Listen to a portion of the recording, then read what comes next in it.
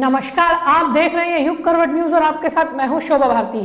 पेश है आज का हमारा न्यूज बुलेटिन। आइए नजर डालते हैं आज के हेडलाइंस पर। कृषि कानूनों के विरोध में कई राज्यों में दिखा रेल रोको अभियान का असर। पंजाब, हरियाणा, यूपी और राजस्थान में कई जगह रोकी गई ट्रेनें। खेत में 3 दलित किशोरियों के मिलने के बाद उन्नाव में हड़कंप। प्रशासन ने पीड़ित परिवारों को किसी से मिलने से रोका। 2 किशोरियों की मौत जबकि एक की हालत गंभीर। उत्तर प्रदेश विधानमंडल के बजट सत्र का पहला दिन चढ़ा हंगामे की भेंट।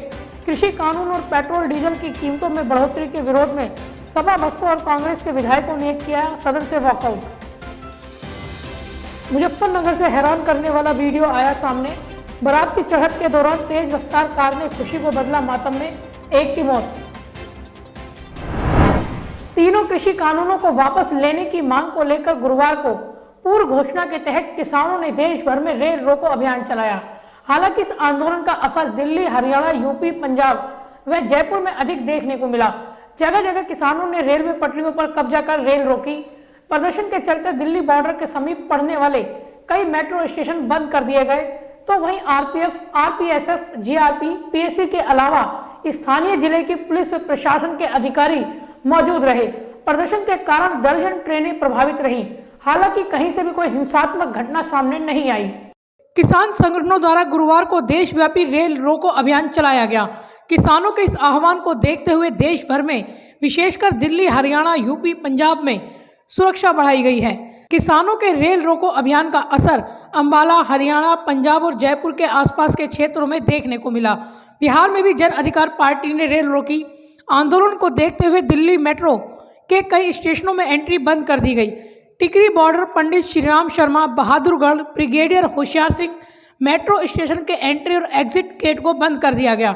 हालांकि भारतीय किसान यूनियन के राष्ट्रीय प्रवक्ता राकेश टिकैत ने कहा कि उनका यह आंदोलन रेल रोकने का नहीं बल्कि रेल खोलने वाला आंदोलन है। यहाँ पर जो किसान नहीं, पूरे देश में जाएंगे हम, पूरे देश में जाएंगे।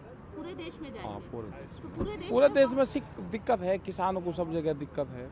हम तो पहले भी जाते थे, अभी भी जा रहे हैं। लेकिन अभी तक तो इस रैली में मुंबई के किसान और यहाँ दूसरे जगह से तो किसान नहीं, वहाँ पे किसान अपने आंदोलन करते रहते हैं। पूरे महाराष्ट्र में, कर्नाटक, तमिलनाडु, सब जगह आंदोलन चल रहे, क्योंकि दिक्कत है पूरे देश के किसानों को। एमएसपी मिल जाएगी तो उसका लाभ पूरे देश के किसानों को होगा। एमएसपी और एमआरपी दोनों तय होनी चाहिए।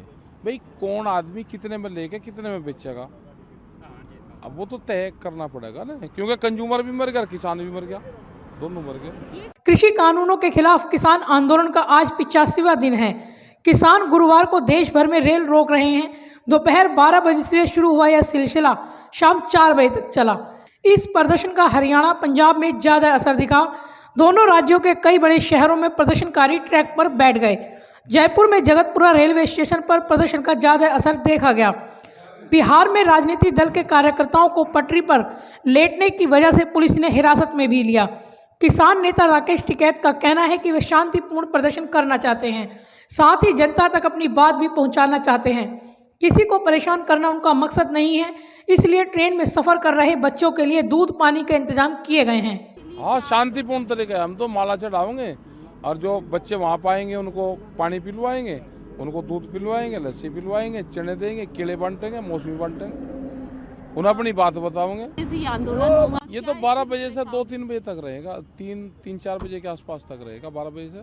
और ट्रेन तो आई नहीं रही, रेल कहीं को रोक ले, ट्रेन तो आई नहीं रही। हाँ, ट्रेन चल कहाँ रही। किसानों के रेल रोकने के ऐलान को देखते हुए देश भर में रेलवे प्रोटेक्शन स्पेशल फोर्स की 20 अतिरिक्त कंपनियां यानी करीब 20,000 अतिरिक्त जवान तैनात किए गए।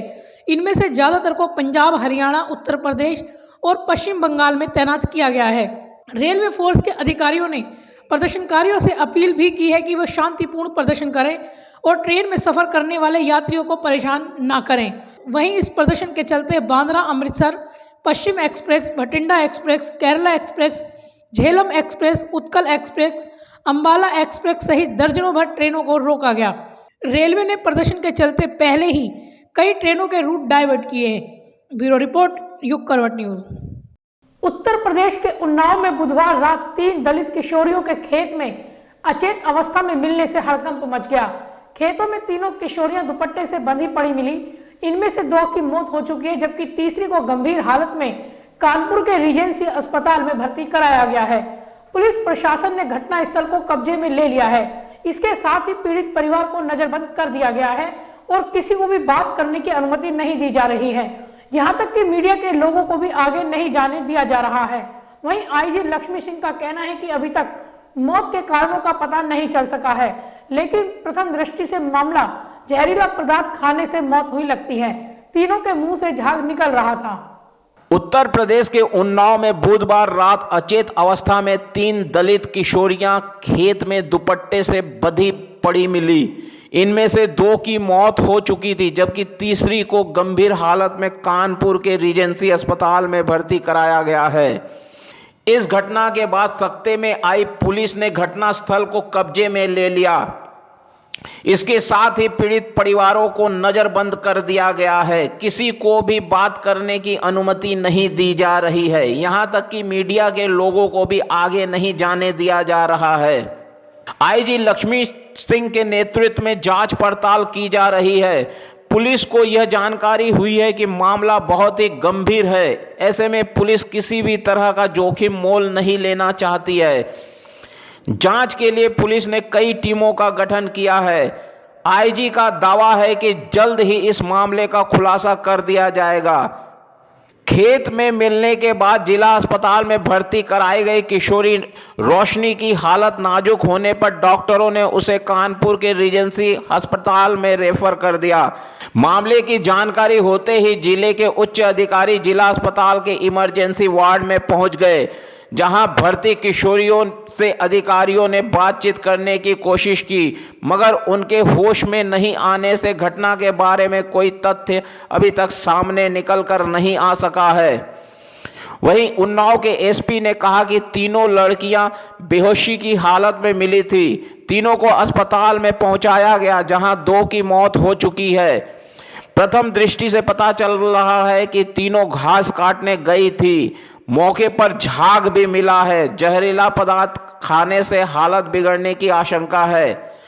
जानकारी के अनुसार कोमल के पिता संतोष की पहली पत्नी सन्नो की 15 साल पहले मौत हो चुकी थी। पहली पत्नी सन्नो की बेटी कोमल है। पहली पत्नी की मौत के बाद संतोष ने दूसरी शादी सुनीता से की थी। सुनीता से एक बेटी मोनिका और बेटा शिवांग है। उधर संतोष के चाचा सूरजपाल की बेटी मृतका काजल है। सूरजपाल की पत्नी विटोला के 4 बेटे सूरज, मनीष, सुमित और सपाटू के अलावा एक बेटी भी है। वहीं सूरज और सूरजपाल बली दोनों आपस में सगे भाई है। ब्यूरो रिपोर्ट, युग करवट न्यूज। उत्तर प्रदेश विधानमंडल के बजट का पहला दिन हंगामे की भेंट चढ़ गया। गुरुवार को राज्यपाल आनंदीबेन पटेल के अभिभाषण से बजट सत्र शुरू हुआ। राज्यपाल के अभिभाषण के दौरान विपक्षी दलों के विधायकों ने जबरदस्त हंगामा किया। समाजवादी पार्टी के साथ बहुजन समाज पार्टी तथा कांग्रेस के विधायकों ने राज्यपाल के सामने प्रदर्शन के बाद सदन से वॉकआउट कर दिया। इसके बाद 12:30 बजे तक के लिए सदन स्थगित कर दी गई। वहीं अपने अभिभाषण में राज्यपाल ने सरकार की उपलब्धियां गिनाई। उत्तर प्रदेश विधानमंडल का बजट सत्र गुरुवार को राज्यपाल आनंदीबेन पटेल के अभिभाषण से शुरू हुआ।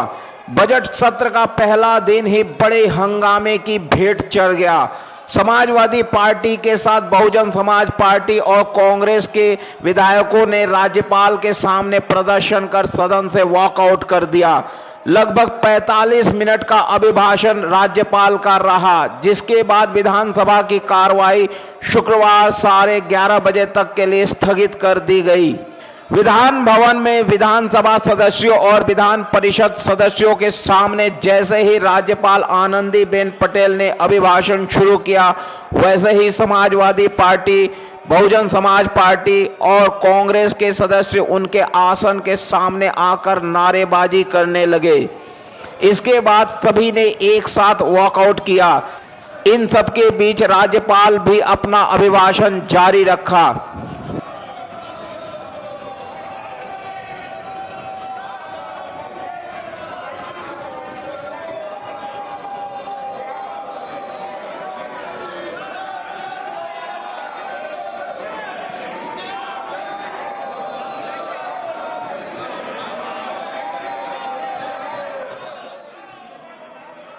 राज्यपाल ने अभिभाषण के दौरान हंगामे के बीच कहा कि कोरोना काल में सरकार ने अच्छा काम किया है। इसको लेकर देश भर में प्रदेश सरकार की प्रशंसा की गई है। यहां हर जिले में आईसीयू की स्थापना हुई है। प्रदेश में एक्सप्रेसवे तेजी से बनाए जा रहे हैं। नोएडा के जेवर में एशिया के सबसे बड़े एयरपोर्ट का निर्माण हो रहा है। प्रदेश में तय समय पर गेहूं और धान की खरीदारी हुई है। विपक्ष के वॉकआउट और नारेबाजी के बीच राज्यपाल आनंदीबेन पटेल ने अपना अभिभाषण पूरा किया और विधान भवन से प्रस्थान कर गई। विधानमंडल सत्र में अभिभाषण देने के बाद वापसी के समय उनको बाहर तक छोड़ने मुख्यमंत्री योगी आदित्यनाथ के साथ विधानसभा अध्यक्ष हृदय नारायण दीक्षित भी आए। वहीं समाजवादी पार्टी और कांग्रेस के विधायकों ने सदन में कार्रवाई शुरू होने से पहले किसानों के मुद्दों को लेकर विधानसभा के गेट के बाहर धरना प्रदर्शन किया। कांग्रेस और समाजवादी पार्टी के विधायक पेट्रोल डीजल के दामों में बढ़ोतरी का विरोध कर रहे थे। बजट सत्र के पहले दिन बसपा से अलग हुए विधायकों को बैठने के लिए अलग सीट दी गई। ब्यूरो रिपोर्ट, युग करवट न्यूज। इन दिनों सोशल मीडिया पर एक वीडियो जबरदस्त वायरल हो रहा है। जो भी यह वीडियो देख रहा है वह हैरान हो रहा है। बारात में नाचते लोगों के साथ आखिर ऐसा क्या हुआ कि मातम छा गया। दरअसल मुजफ्फरनगर जनपद में हाईवे पर बारात की चढ़त के दौरान एक तेज रफ्तार कार बारातियों के बीच जा घुसी। इस हादसे में एक व्यक्ति की मौत हो गई जबकि 12 लोग घायल हो गए। घायलों में कई की हालत गंभीर बनी हुई है। वहीं हादसे के बाद कार चालक कार को छोड़कर फरार हो गया।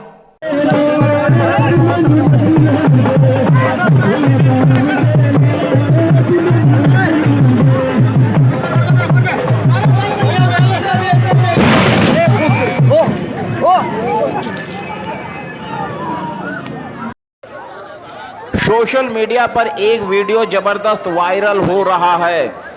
सड़क किनारे बारात की चढ़त के दौरान एक तेज रफ्तार कार एक युवक को टक्कर मारती हुई आगे बढ़ जाती है। यह वीडियो मुजफ्फरनगर का है। मुजफ्फरनगर जनपद में हाईवे पर हुए एक दर्दनाक हादसे में एक व्यक्ति की मौत हो गई है। यहां बारात की चढ़त के दौरान एक तेज रफ्तार कार बारातियों में जा घुसी। हादसे के बाद वहां चीख पुकार मच गई और मौके पर ही एक व्यक्ति की मौत हो गई। इसके अलावा एक दर्जन लोग गंभीर रूप से घायल हो गए। सभी घायलों को अस्पताल में भर्ती कराया गया है। बारात की चढ़त हो रही थी। इसी दौरान एक तेज रफ्तार कार बारातियों में जा घुसी। 12 बाराती घायल हो गए। इसके अलावा प्रमोद नाम के एक व्यक्ति की मौके पर ही मौत हो गई। सूचना पर पहुंची नई मंडी पुलिस ने सभी घायलों को निजी अस्पताल में भर्ती कराया। वहीं हादसे के बाद आरोपी चालक कार छोड़कर मौके से फरार हो गया। बताया गया है कि उत्तराखंड की ओर से आ रही कार की रफ्तार काफी तेज थी। ब्यूरो रिपोर्ट, युग करवट न्यूज। उत्तर प्रदेश राज्य महिला आयोग की अध्यक्ष विमला बाथम ने गुरुवार को महिला उत्पीड़न से संबंधित मामलों की सुनवाई करी।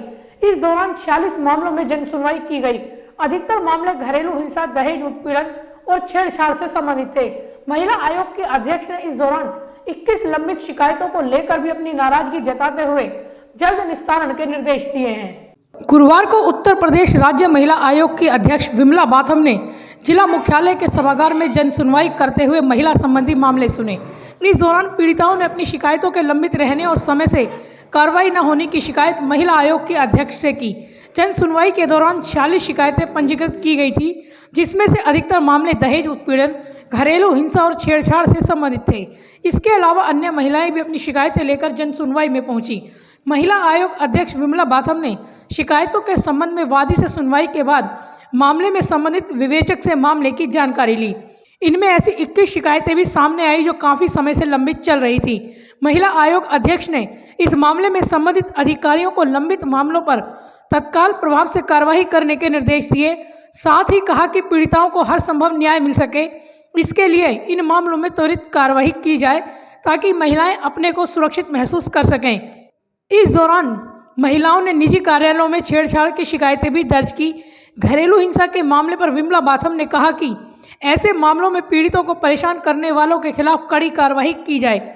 जन सुनवाई के दौरान गाजियाबाद डीएम अजय शंकर पांडे, सीडीओ अस्मिता लाल, जिला प्रोबेशन अधिकारी विकास चंद दुबे, महिला थाना प्रभारी तरुणा मिश्रा, इंस्पेक्टर प्रतिभा दुबे सहित अन्य अधिकारी मौजूद रहे।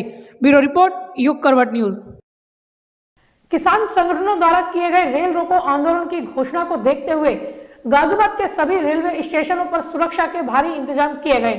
मोदीनगर रेलवे स्टेशन पर सैकड़ों किसानों ने पटरियों पर कब्जा कर लिया और ट्रेन रोकी। हालांकि इस दौरान किसानों का प्रदर्शन शांतिपूर्ण रहा। जिले के अन्य स्टेशनों पर किसान नहीं पहुंचे, लेकिन पुलिस व प्रशासन के अधिकारी मुस्तैद दिखे।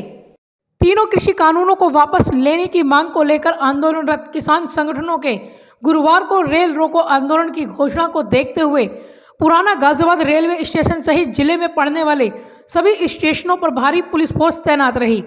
पूर्व घोषणा के तहत सैकड़ों की संख्या में किसानों ने मोदीनगर रेलवे स्टेशन पर दोपहर में पटरियों को अपने कब्जे में ले लिया। किसान रेल रोकने के लिए ट्रैक पर ही लेट गए और कृषि कानूनों की वापसी की मांग को लेकर प्रदर्शन किया। घोषणा के तहत किसान 12 बजे ही मोदीनगर रेलवे स्टेशन पहुंच गए और पटरियों पर बैठ गए। किसानों ने कहा कि जब तक उनकी मांग पूरी नहीं की जाएगी उनका आंदोलन जारी रहेगा, लेकिन किसी भी कीमत पर किसान घर वापस नहीं जाएगा। किसान संगठनों ने देश भर में रेल रोकने का आह्वान किया था, जिसमें गाजियाबाद के मोदीनगर क्षेत्र में किसानों ने रेलवे स्टेशन पर प्रदर्शन किया।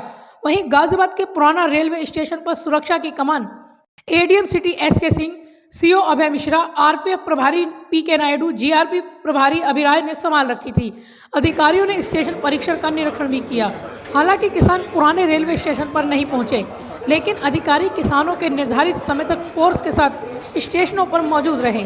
पुराना रेलवे स्टेशन के अलावा साहिबाबाद, विवेक विहार, चिपियाना, नया गाजियाबाद, गुलधर, मुरादनगर, गाजीपुर के पास पड़ने वाले रेलवे स्टेशन पर आरपीएफ, जीआरपी के अलावा रेलवे की स्पेशल फोर्स के जवान तैनात रहे। किसानों के रेल रोको आंदोलन को देखते हुए जिले को 11 सेक्टर 6 जोन में बांटा गया था। हर सेक्टर व जोन में मजिस्ट्रेट ड्यूटी लगाई गई। दोपहर 12 बजे से शाम 4 बजे तक किसानों ने कृषि कानूनों के विरोध में रेल रोको आंदोलन का ऐलान किया था। हालांकि 26 जनवरी की घटना के बाद से किसानों ने शांतिपूर्ण तरीके से आंदोलन करने का ऐलान किया है, लेकिन सुरक्षा को लेकर पुलिस और प्रशासन के अधिकारियों ने कोई कोताही नहीं बरती। ब्यूरो रिपोर्ट, युग करवट न्यूज।